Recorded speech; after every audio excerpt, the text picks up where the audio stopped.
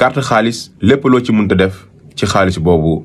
daganul moo xam nga dimbali ci ay nit nga ciy joxe dépense tabax ci ay jàkka wala nga ci yóbboo màkka taxul mu baax Oustaz Moustapha Dieng moo ñu xamal loolu mu koy bàyyi rek mu indil ñi ci ay leeral. carte moom bokk na ci lislaam ba tey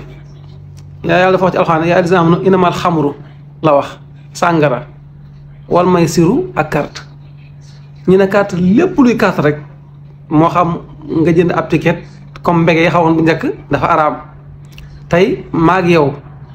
nga teg 5,000 ñu course fas wala oto ku raw jëlu ko dafa araam mais maag yow tey ñi teg ku nekk 20,000 francs exemple tey maam da rawante daw ku njëkk jëlu ko dafa araam lépp luy carte rek moo xam muy PMI moo xam muy naar bi carte yépp araam te it alal joo ci fàggu sañoo ko lekk exemple tey ki joué ci naar bi bu ci gañoon fii nii centaine de millions bu ko lekkee lekk no lu araam bu ci tabaxee jàkk amu ci yiw même bu ci takkoon soxna l'islam da koy firi bu ci takkoon soxna sëy bu baaxut alal ji araam ku ci takk soxna dañ koy dindi way jur bu ñu xamee ne alal ji alal carte la war ñu ko lekk man su ma xamee ne carte la su ma ko joxee war ma ko lekk waaw kon alal carte moom mënul dara ci jëf yu baax yi du takk ab sëy du tabax jàkka du tabax daara doo ko may nit doo ko lekk maanaam carte texte alxuraan la texte yàlla wax ci alxuraan ina ma xam nga may suru la wax kon alxuraan moom lépp mu araam na nit mënu ko daganal ci àdduna ndax loolu yàlla ko araamal ci alxuraan